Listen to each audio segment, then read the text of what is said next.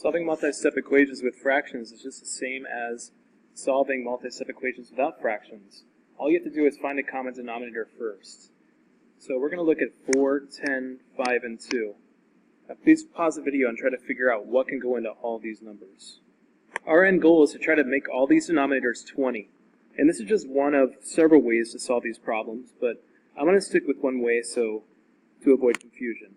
So now 3/4. To make that 20, we multiply the top and bottom by 5. So we've got 15x over 20.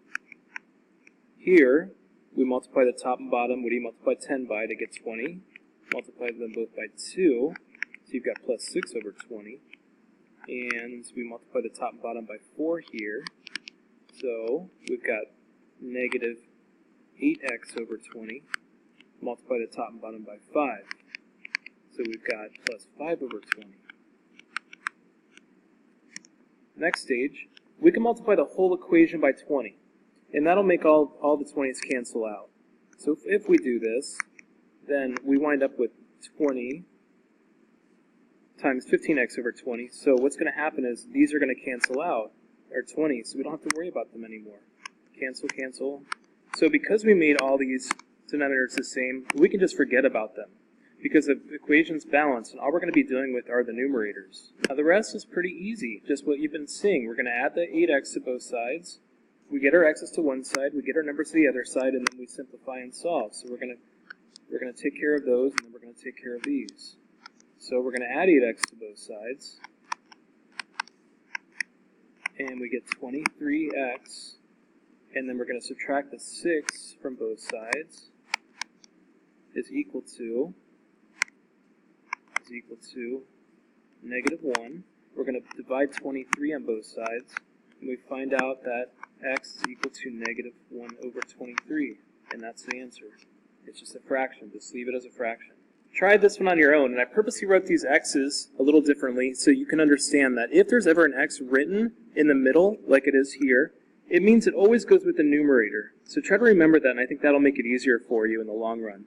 So please pause the video and try this on your own, and then play it and see if you got the solution correct. So we want to make all our denominators to be 40. So in order to do that, we're going to multiply the top and bottom of this by 5, and then we're going to multiply the top and bottom of this by 8. We're going to multiply the top and bottom by this by 2. We're going to multiply the top and bottom of this by 4. Now once we've done that, we can multiply all our numerators by 40. And that'll cancel out. And remember, you can only do that with an equals, because if you multiply the whole equation by 40, they're still balanced. This side weighs the same as this side.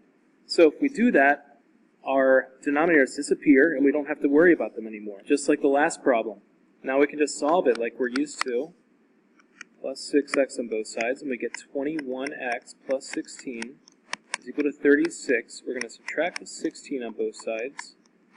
And we've got 20 is equal to 21x, and we wind up with x is equal to 20 over 21, and there's a solution. Okay, go ahead and pause the video and try this one on your own. Be mindful that this is a 9, not a 7. Okay, so I'm going to go ahead and solve it, and we want our common denominator to be 3, 15, 10, and 2. All of those can go into 30. So we're going to make our common denominator to be 30. We're going to multiply that by 10. We're going to multiply this by 2. We're going to multiply this by 3. And we're going to multiply this by 15. We wind up with 10x over 30 plus 4 over 30 is equal to negative 27x over 30. Need an error there. Let's fix it.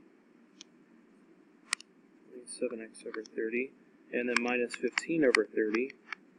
Now we can multiply the whole top by 30.